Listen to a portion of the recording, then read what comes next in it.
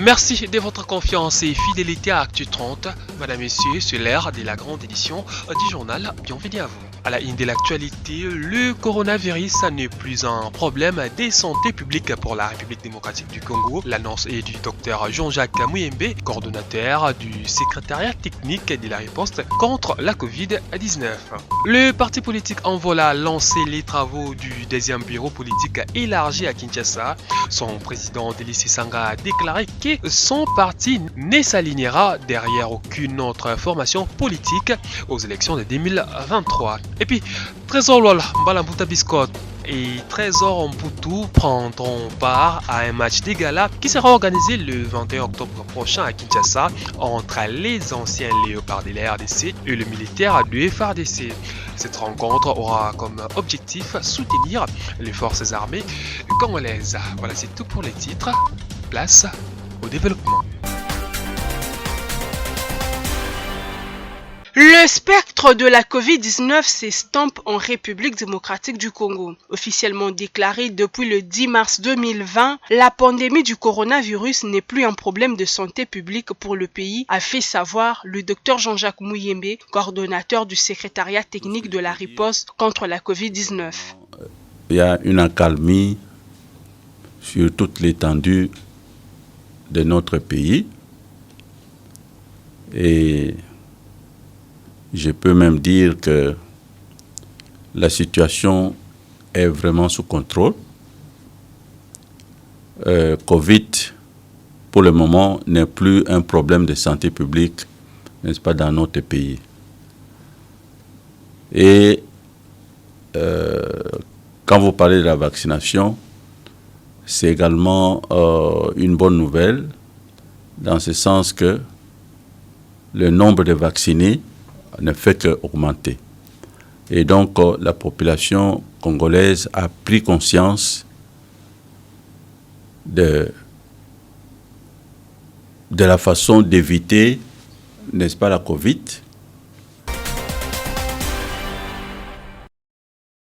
Les députés nationaux ont voté pour la 34e fois la prorogation de l'état de siège dans les provinces de l'Ituri et du Nord Kivu au cours de la plénière du jeudi dernier.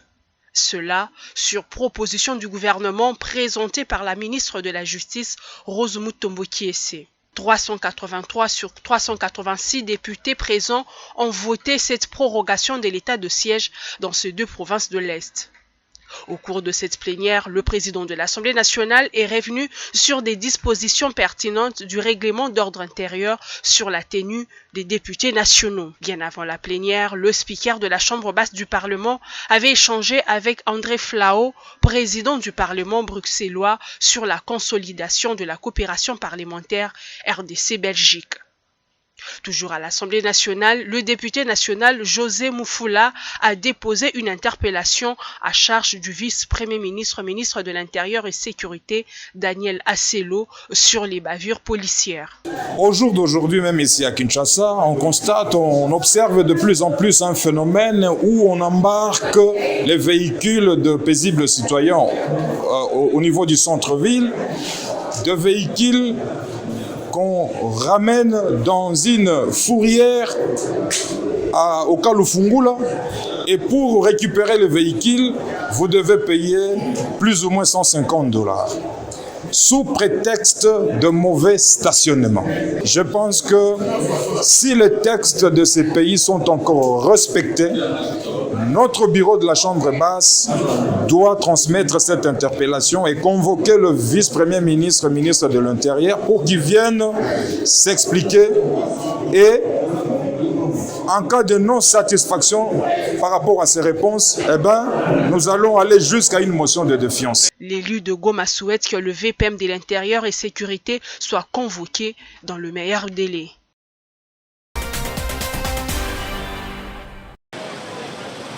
Fermé au public depuis 2015, le cimetière de Kintuka dans la commune de Mongafula n'aura pas attendu sa désaffectation avant d'assister à sa spoliation. Sur place, le constat est déplorable. On y voit de maisons construites dans le périmètre, des toilettes sur des tombes, des poubelles entassées ça et là. Bref, Les occupants de ces sites n'ont pour le moins qu'on puisse faire aucun respect pour les personnes décédées. Informé de cette situation, le gouverneur de la ville de Kinshasa, Gentili Ngobila Mbaka, est descendu ce jeudi 13 octobre sur le lieu. Le patron de la ville de Kinshasa, très choqué par la spoliation de ce cimetière, n'y est pas allé par 4 chemins. Un délai de 7 jours a été accordé aux occupants pour évacuer ce site. Le cimetière est plein. Alors, pour l'instant, on ne peut pas encore construire dans ces cimetières. Tout simplement parce qu'il n'est pas encore désaffecté. Il n'est pas encore désaffecté par l'autorité urbaine.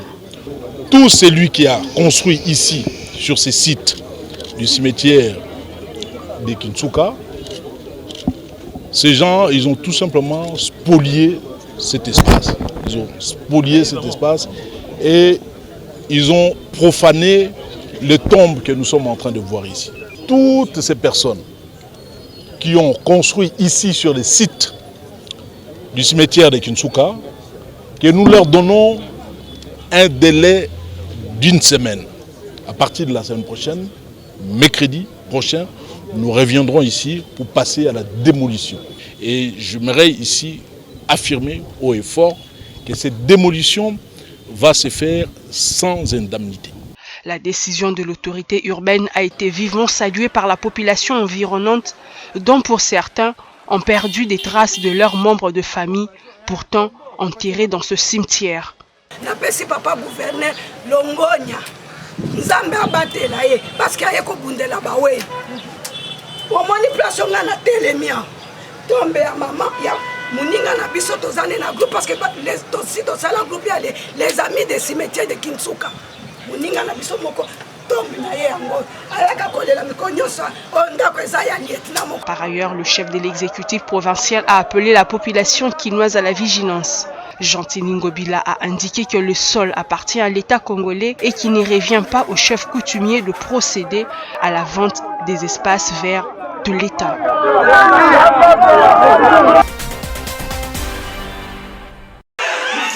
Il ne se passe plus un jour à Kinshasa sans que l'on assiste à une scène violente des Kuluna. Tantôt, ce sont les gangs qui s'affrontent pour domination des territoires. Parfois, ce sont simplement les paisibles citoyens qui font les frais de ces phénomènes Kuluna. À l'Association africaine de défense des droits de l'homme Azado, son président condamne avec fermeté ces actes.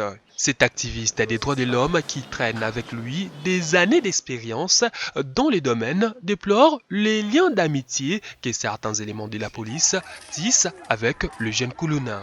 Nous, à l'Azado, on a toujours demandé, depuis 2009, qu'on fasse les états généraux sur les phénomènes Kuluna pour permettre aux Congolais de plusieurs disciplines de se pencher sur les phénomènes pour trouver des solutions au-delà de la police et de la justice. Parce qu'il y a un problème de l'emploi qui se pose.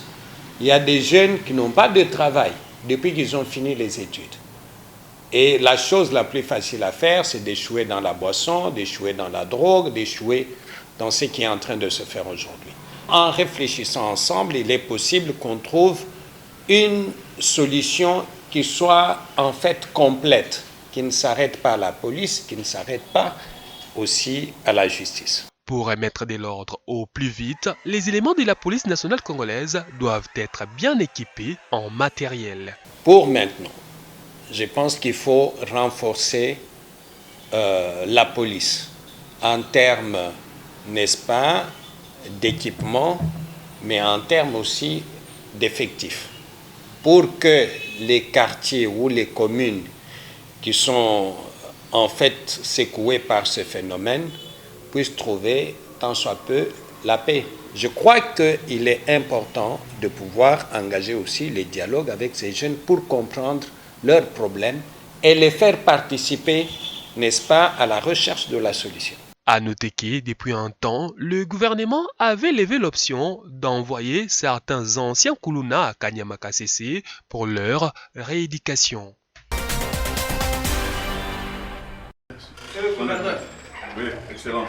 Très sincère félicitations. Merci beaucoup, excellence. Après avoir reçu les demandes des gouverneurs du Kasaï oriental et du Kasaï central le mercredi 12 octobre 2022, Le ministre des Transports, Voies de Communication et des Désenclavements n'a pas tardé.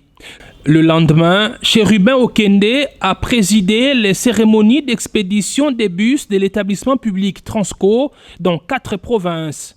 Le Kasaï central, le Kasaï oriental et le Sud-Ubangui ont reçu un premier lot de 5 bus par province. Les engins destinés à Gemena dans le Sud-Ubangui ont été embarqués à partir du port SCTP de Kinshasa. C'était en présence des gouverneurs des provinces et d'autres mandataires responsables des entreprises sous tutelle du ministère des Transports. Lorsqu'il avait plu au président de la République, chef de l'État, son Excellence Félix Antoine Tshisekedi Tshilombo, de nous confier les responsabilités au ministère des Transports, Voies de Communication et des Désenclavements, la société commerciale de transport et de port était en profonde détresse. Nous avions dit au personnel de la SCTP, il faut croire en la vision de son Excellence Monsieur le Président de la République et suivre méticuleusement les orientations que nous allons vous donner et ça va redonner vie. Les bus en partance pour les 3 provinces du Kasaï ont été lancés à partir de la commune de Lantsele sur la nationale numéro 1 qui conduit jusqu'au Grand Kasaï. Parlant au nom du peuple kassaïen, le député national élu de Tshikapa, Guy Mafuta Kabongo, a loué ce geste. C'est vrai, le Kasaï est servi, le Kasaï central est servi, le Kasaï oriental est servi. Mais Excellence, Monsieur le ministre, Monsieur le DG, souffrez que je sois encore plus exigeant. Il y a la Lomami et le Sankourou qui ne sont pas encore servis. Établissement à caractère national, il était temps que le Grand Kasaï bénéficie également des services de Transco, a estimé Chief Chipamba, directeur général intérimaire des transports au Congo. Hier, parents pauvres, aujourd'hui le soleil luit vers le Grand Kasaï. Enfin, la population du Grand Kasaï va se déplacer autrement. C'est-à-dire que le chef de l'État a un regard attentif, lequel regard est entretenu par ses collaborateurs. Il faut signaler que sous les diligences de Chérubin Okende, Transco s'est déjà déployé dans les provinces du Haut-Touélé et de l'Équateur.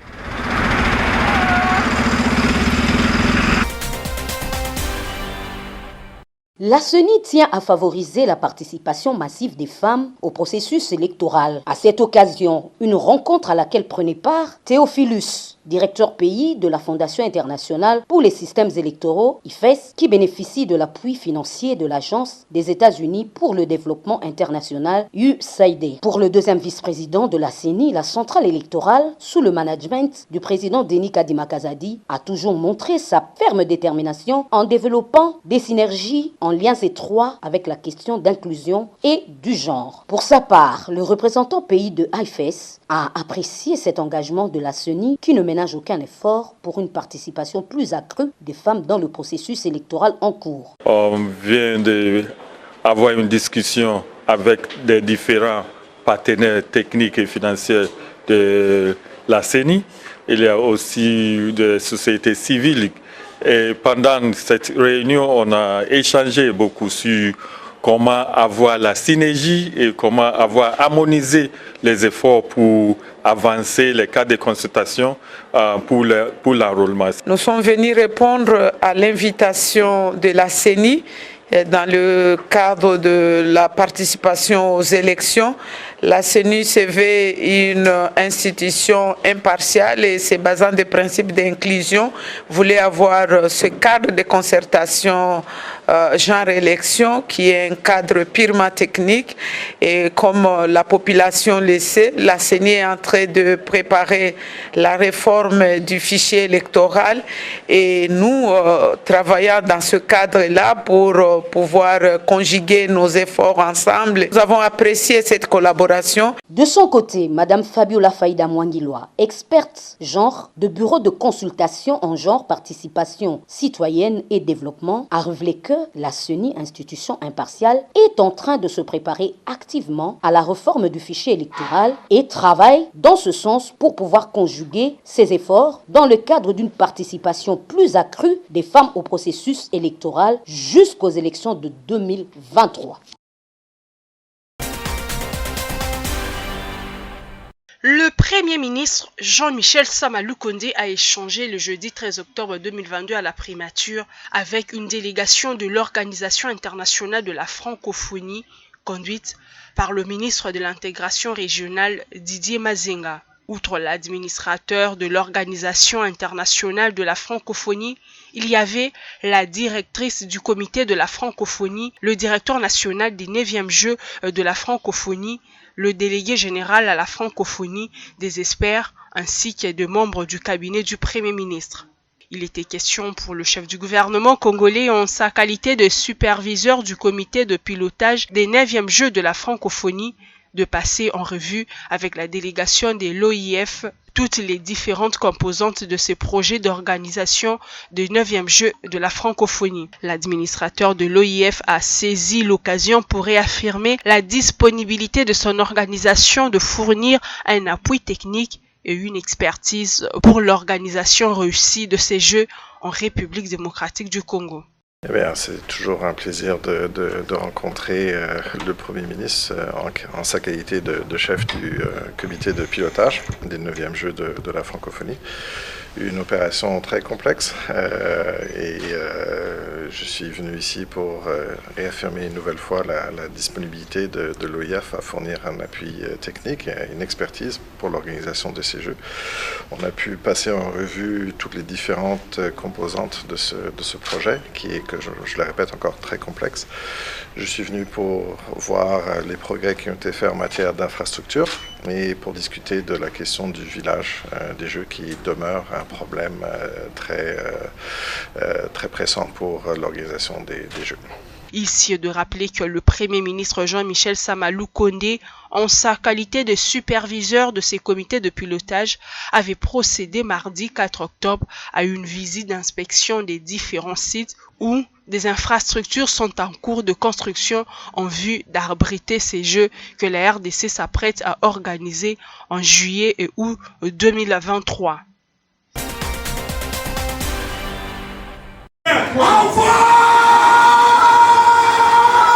Le parti politique Envol a lancé ce vendredi les travaux de la session de son bureau politique élargi.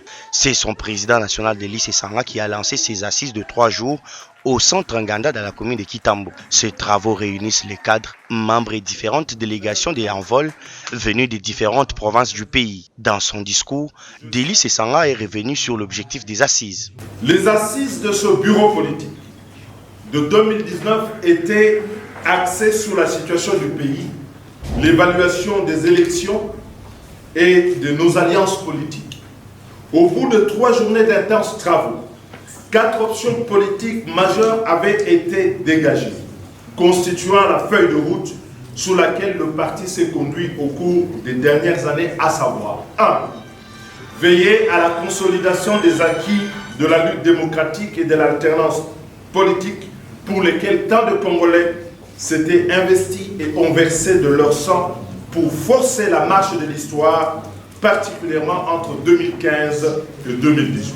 Scrutant la gestion de la RDC, Délice Esanga peint les tableaux sombres du régime Tshisekedi. L'occupation de Bunagana par le M23, soutenu par le Rwanda, force au demeurant jadis vaincue en 2012, est en réalité le symbole de ce recul et de la faillite politique du régime actuel qui a orchestré un chaos diplomatique et sécuritaire dans la région. C'est la vérité. Par des décisions ayant amplifié une situation sécuritaire pourtant bien connue de tous. Ces travaux vont aussi consister à la préparation du concret du parti, les projets politiques du parti, sa stratégie électorale et la révision des statuts. Ces travaux vont aussi consister à la préparation du concret du parti, les projets politiques des Envol, sa stratégie électorale et la révision des statuts. Ils n'ont pas prévu un verre là?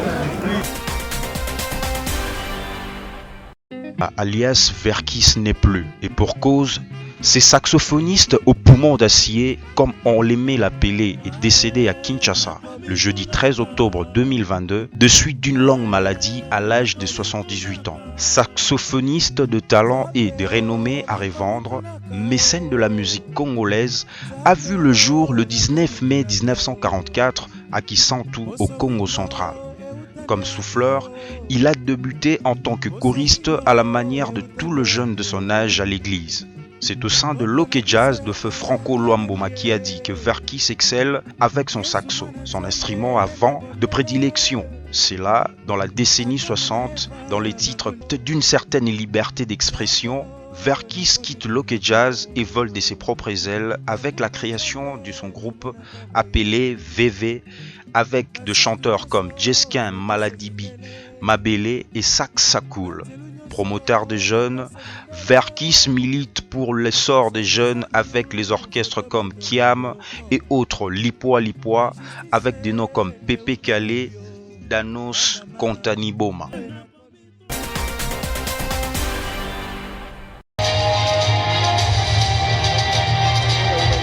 Vendredi 21 octobre 2022, la date, un rendez-vous de football au Stade des Martyrs. L'occasion, un match de gala entre des vieilles gloires du football national et une sélection de forces armées de la République démocratique du Congo. L'annonce de ces rendez-vous a été faite dans une conférence de presse avec comme premier orateur le DG d'Africell. Ce match est un rappel de l'unité nationale.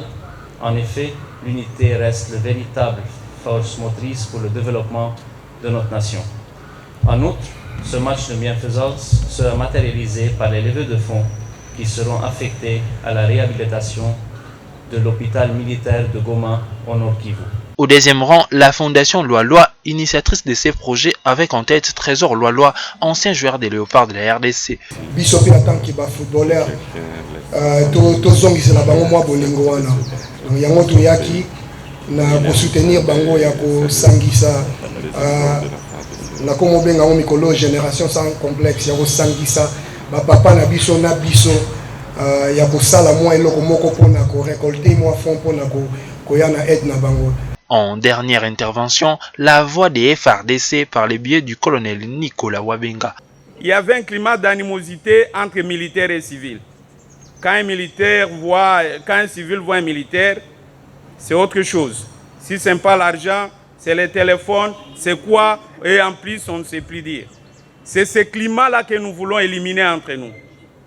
De deux, je vous ai dit, c'est pour renouer avec la culture du sport. Il est dit dans l'armée, en dehors des armes, le militaire reste homme et il peut toujours intervenir avec sa physique. Voilà pourquoi je vous dirais, soyez un peu apaisés, nous serons là au stade et nous avons notre victoire. Ce match de gala sera organisé en soutien au FARDC engagé à la guerre à l'est du pays. Ce match est aussi en prélude à l'exhumation du sport militaire tombé en désuétude après la belle époque d'un COI. 3 jours de carnaval est annoncé dans le tout prochain jour pour vulgariser autour de cette rencontre.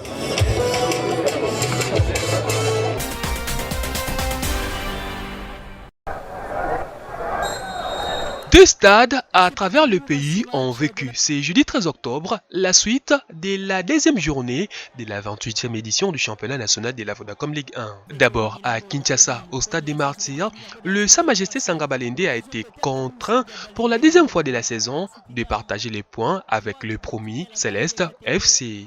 Un but partout, score final d'une partie que les Anges sans d'Emboujumaï auraient pu perdre après que l'équipe d'Mbandaka ait ouvert le score à la 29e minute par l'entremise d'Nsona Kinkela. L'ouverture du score avec Céleste Football Club. Au forceps, Sanga Balende obtiendra finalement son égalisation en but partout après une action collective conclue par Mwamba Ilanja en jour la 61e minute. Le but égalisateur des Sanga Balende qui arrive. Un but partout sur le stade des Martyrs. Match nul, un résultat qui permet au FC Céleste d'obtenir ses premiers points en championnat. Entre-temps, à Kindu, Maniema Union n'a fait qu'une bouchée de son adversaire du jour, l'Étoile du Kivu. Ordi Mété, Obed Mayamba et Rodrigue Kekitoa ont permis aux Kambelembele Boys de s'imposer 3-0 au stade Joseph Kabila pour leur première victoire de la saison. Lors de la prochaine rencontre prévue le 16 octobre, Maniema Union jouera l'AS Dauphin Noir et Sanga Balende tentera peut-être d'obtenir sa première victoire de la saison face à l'AS Kouya le 17 du même mois. C'en est fini pour cette session d'information. Merci à vous de nous avoir suivis et bonne suite des programmes sur notre antenne.